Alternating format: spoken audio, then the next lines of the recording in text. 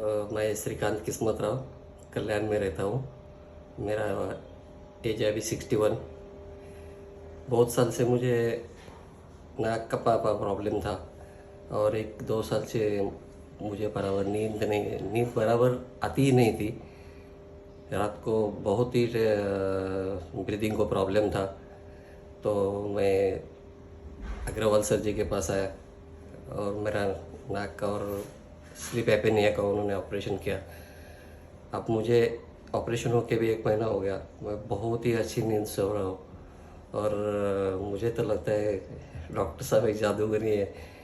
उन्होंने पूरा प्रॉब्लम ख़त्म किया, अभी शांति से नींद आती है। Thank you very much sir ji. सर्दी रहती है अभी? नहीं, बिल्कुल नहीं, नाक खुली है? एकदम खुली है नाक। कराटे आने बिल्कुल बंद हो गए? कराटे भी बंद हो गए और आप पूरी रात सो पाते हैं बिना उठे? एकदम आराम से सो पाता हूँ। गले का दर्द भी ठीक है? एकदम ठीक है। मेरा बहुत बड़ा प्रॉब्लम सॉल्व हो गया।